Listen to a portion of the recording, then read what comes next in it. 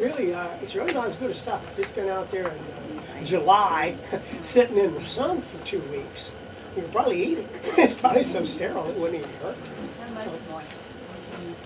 Not enough to make it muddy, but just enough that you can feel some moisture in it, that it doesn't feel powder dry. Damp sponge. Yeah. One thing about microbes too, if you let them get too dry, or in some cases too hot or too cold or whatever, about half the microbes have a dormant or resting phase. And if you let it get too dry, you're just going to shove a lot of them into a dormant state, and they will come back to life, so to speak, when they come into better conditions. But about half of them you're going to lose because they don't have a dormant or resting state. So instead of 10,000 and 5,000 bacteria and fungi respectively, you're down to 5,000 and 2,500. The best inoculants out there that we have probably have 5 or 10 in there. So even if you've lost a lot of them, you've still got great material. And you occasionally, I haven't found one that I really like for sure yet, although I know you look at them and I look at them both. There are some products that they call stabilized compost tea, where they force the microbes in there into a dormant state, either with concentrated molasses, phosphoric acid, there's a third thing. Well, they just lower the pH till they go into an insisted stage, or they make it so that it's uncomfortable. Again, I use the word bugs a lot. Yeah. And then when you add, especially alkali water here and things, it comes back up to where they will repopulate themselves to some degree. You're never going to have what's an aerated compost tea, but you'll be a lot better off. As a matter of fact, I've said for years, if you're going to use Garrett juice or my elixir or Bob's, if you think about it, mix it up the day before, at least a few hours before, and let it get to the right temperature. And like I said, every 20 minutes or so, guys are going to start building again. So it's much better than just take it out of the container and pour it. You'll get more good out of it. Yes, ma'am. Every year I go over to the mushroom farm and get compost. How's that? Use that or something? Salt scares me a little bit. I don't know how they clean mushrooms or not. But that's So only sterilize the bin, so you use table Yeah. salt in effect. Yeah, and so that'd be the only thing scary. And you can get a salt test. I don't know that there's anything bad. I like some mushroom compost, but I wouldn't use it exclusively. And all sorts, your single source material. If you mix that in with some other compost sources, you're probably going to get a better material. Yes. My compost is a minimalist approach. I throw all my stuff in a pile and it usually sits there and doesn't get turned in. Mother Nature's been doing it for 3 billion Static years. pile. Yeah. Yeah. Some way fungi business, not turn actually gives you this than turning it over. Because each time you keep rolling that compost, you're breaking the heck out of those fungi. Well, when you open mine, I've got where I've put all my cedar and things. If I carefully pick it up, I have a map. Yeah. I mean, there's a whole wide- city under there. Yeah. And so I don't turn that intentionally for that That's reason. why I don't recommend or use the barrel composters. You read these things, you know, pay a bunch of money and you get this thing that you can sit there and crank, and it's a good exercise machine. But number one, you can't make enough compost to do much good. And number two, you're making 100% bacterial compost because you're totally destroying your fungi, turning it over that much. That's what in the composting business, they call it static pile. We think is the best method, where you let it sit for months before you turn it at all. The reason they use windrows is they want to get volume out and sell you volume. But old Beck out there has been using static pile for a long time. And if you've got enough patience, you're going to get some really good natural. What the answer is, what would Mother do? Mother Nature doesn't run around windrowing the world. She lets it lay there until it goes. Question number Can you use too much compost? Compost tea. Can you use too much on it because it's too much of an application, the volume? I figured I sure have never heard of it.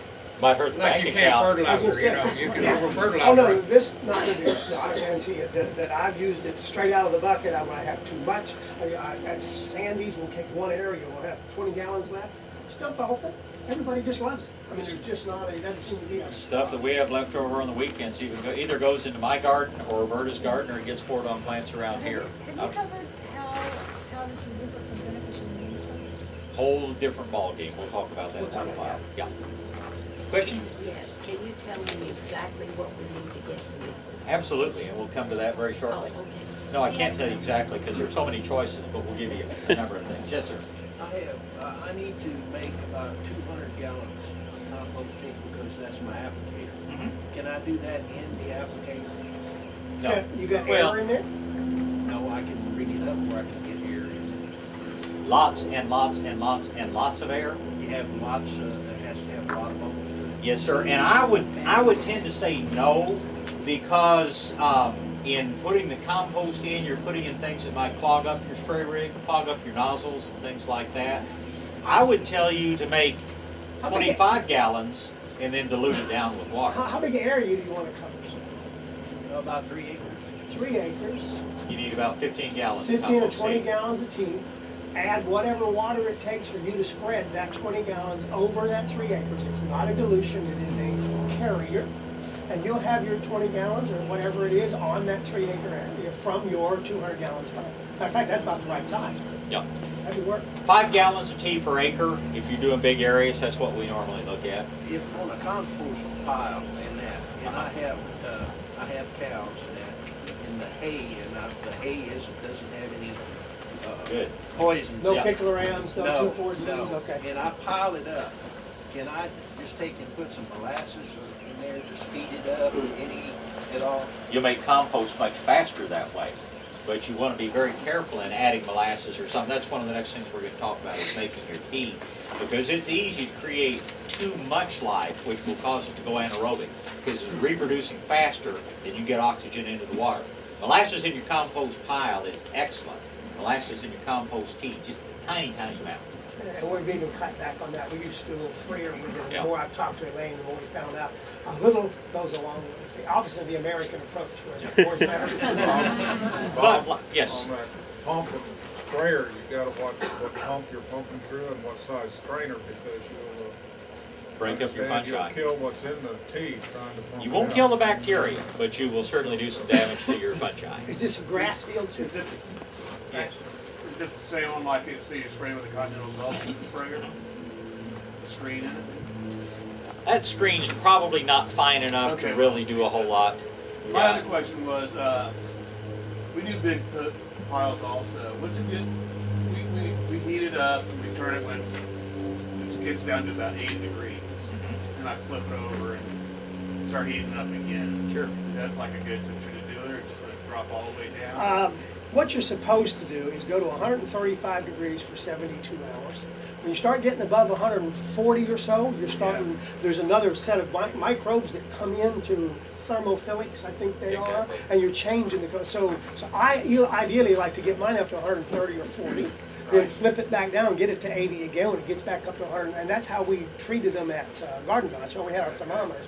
So you can overheat them, I think. I think you lose some good guys if you're getting that thing up to, I mean, Malcolm Beck cooked turkeys in one several years ago. And a pig. Yeah. He just wrapped the turkeys in tinfoil. They brought that sugar from the Coca-Cola factory and he poured it on there. It was over 165 degrees. So just wrapped them in tinfoil and buried them in the compost pile and ate them the next day. That's not good for compost, but it's damn good to cook turkeys. But having that variation in temperature, yeah, what you're doing is probably fine, but try to keep it up warm for a while, then cool it off, then perhaps warm it up again.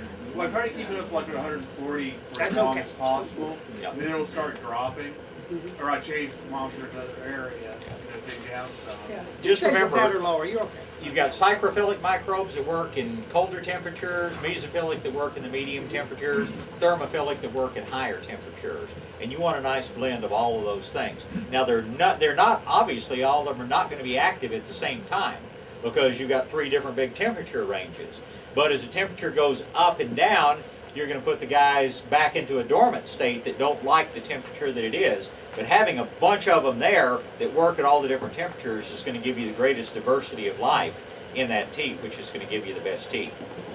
You know, we say we kill everything. They've actually taken dung and things out of pyramids and wet them, and the bugs were coming back to life.